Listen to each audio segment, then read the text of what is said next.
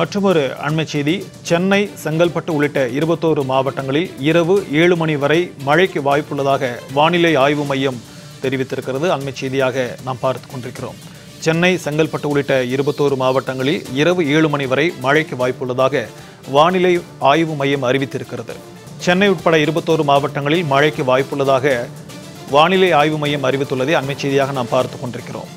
சென்னை, செங்கல்பட்டு உள்ளிட்ட 21 மாவட்டங்களில் இரவு 7 மணி வரை மழைக்கு வாய்ப்புள்ளதாக வானிலை ஆய்வு மையம் அறிவித்திருக்கிறது. தமிழகம் முழுவதும் வடகிழக்கு பருவமழை தற்போது தீவிரமடைந்துள்ள நிலையில் சென்னை உட்பட 21 மாவட்டங்களில் மழைக்கு வாய்ப்புள்ளதாக வானிலை ஆய்வு மையம் அறிவித்திருக்கிறது.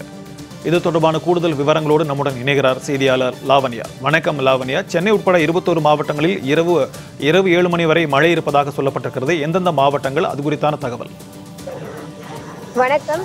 தென்கிழக்கு வங்கக்கடல் பகுதிகளில் வரக்கூடிய 27ஆம் தேதி புயல் உருவாகக்கூடிய வாய்ப்பு இருப்பதாக இந்திய வானிலை ஆய்வு மையம் தகவல் தெரிவித்திருந்தது.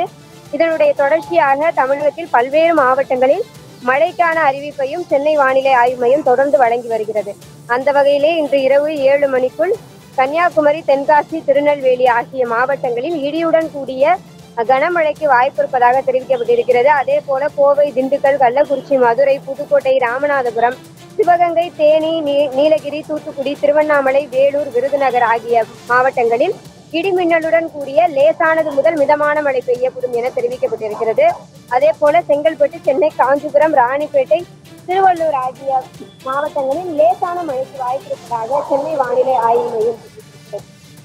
சென்னையை பார்த்தீங்கன்னா, சென்னை மற்றும் அதன் புறநகர் பகுதிகளுக்கான வானிலையை பொறுத்தவரை தொடர்ந்து நகரினுடைய பல்வேறு பகுதிகளில் விட்டு விட்டு மழை பெய்து வருகிறது.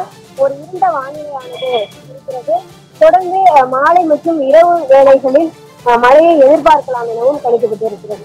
விரிவான தகவல்களுக்கு நன்றி லாவண்யா.